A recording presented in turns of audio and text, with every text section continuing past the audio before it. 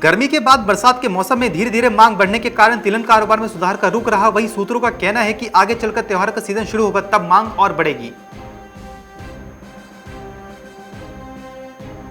गन्ने की फसल में वैसे तो कई प्रकार की कीटों का प्रकोप होता है, लेकिन इस बार हरियाणा के करनाल में चोटी भेदक कीट ने गन्ना उत्पादक किसानों की चिंता को बढ़ा दिया है। पिछले वर्ष इसका असर ज्यादा नहीं था, लेकिन इस बार इसकी अधिकता होने के कारण किसान काफी ज्यादा परेशान है।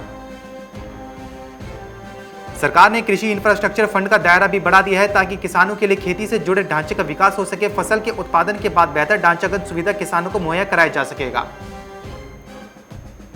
देश में इस बार सरसों का रिकॉर्ड उत्पादन हुआ है। बावजूद इसके कुछ महीने बाद शुरू होने वाली बुआई के वक्त बीज की कमी की चिंता सताने लगी है। हालांकि अभी बुआई शुरू होने में वक्त है। अगर सरकारी एजेंसी चाहें तो इस कमी को दूर किया जा सकता है।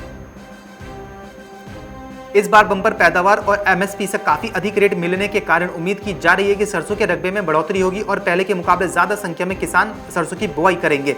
ऐसे में सबके लिए बीज उपलब्ध कराना एक बड़ी चुनौती हो सकती है। भारत म्यांमार से अरहर दाल का आयात करता है, मगर पिछले कुछ वर्षों से इसमें कमी आई है क्योंकि भारत ने दाल के आयात को प्रतिबंधित कर दिया है। इस साल देश में जब दाल की कीमतें तेजी से बढ़ी और स्टॉक घटने लगा तो भारत ने आयात के दरवाजे फिर से खोल दिए। आवश्यक वस्तुओं की कालाबाजारी की रोकथाम के लिए खाद्य नागरिक आपूर्ति और उपभोक्ता मामले विभाग ने पत्र जारी कर दिया है। हरियाणा सरकार के अतिरिक्त मुख्य सचिव अनुराग रस्तोगी द्वारा जारी किए गए पत्र में थोक और खुदरा व्यापारी के साथ साथ मिलर्स के पास दालों के भंडारण की समय सीमा तय कर दी है।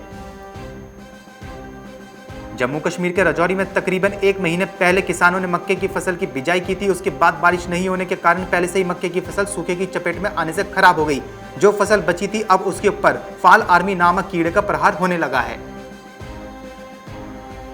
निर्यात में सुस्ती का सामना कर रहे भारतीय चाय उद्योग का निर्यात 2021 में 3 से 4 करोड़ किलो घट सकता है। इसका मुख्य कारण वैश्विक बाजारों में कम लागत वाली चाय की किस्मों की उपलब्धता और मजबूत आयातक रहे देश में व्यापार पर जारी प्रतिबंध है।